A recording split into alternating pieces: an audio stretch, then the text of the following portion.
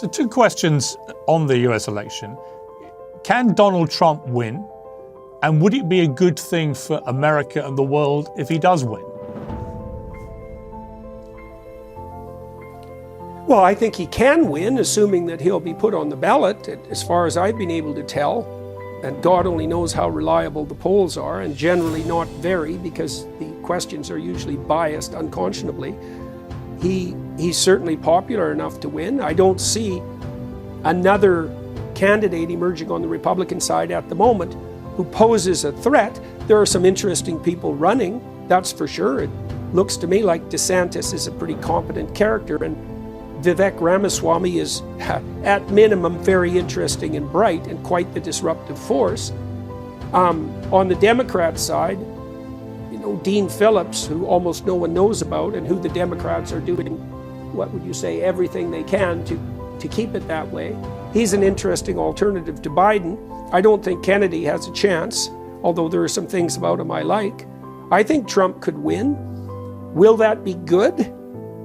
It depends on what he does if he wins. It depends on the manner in which the victory takes place. It depends on whether or not the people on the more conservative side of the spectrum are able to extend a welcoming hand to those who are more on the progressive side.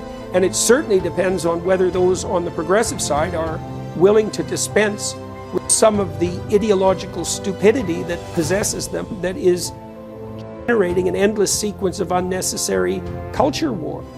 The left in particular has become 100% preoccupied with the most pathological possible political narrative, which is essentially a victim-victimizer story, that you can understand every element of social interaction among humans, from marriage upwards to the political, in terms of who's got the power, who's the oppressed.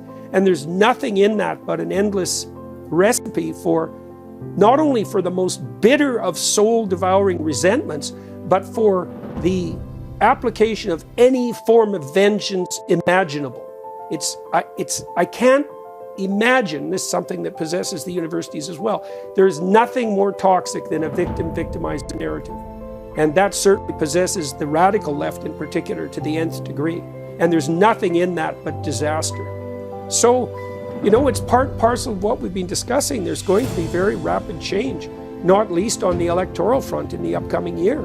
And how that goes will depend on how people conduct themselves, and ever more so. So we can pray that we're terrified enough of the potential negative consequences and enticed enough by the potential positive consequences to walk ever more carefully.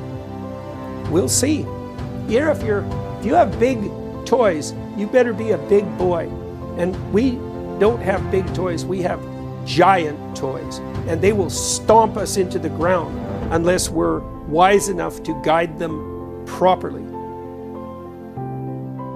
The fascinating thing about Trump, for example, is I always say to people, I've known him a long time and know him very well, he's got the thinnest skin of any person in public life. He reacts to absolutely everything and goes to DEFCON 1 in a heartbeat. But he also has the thickest skin. He can soak up stuff that would crush any other political figure in history in seconds. This is a guy facing nearly 100 criminal charges, and yet all that's done is actually make him more popular. I mean, we are into completely uncharted territory with Trump as a political figure, aren't we?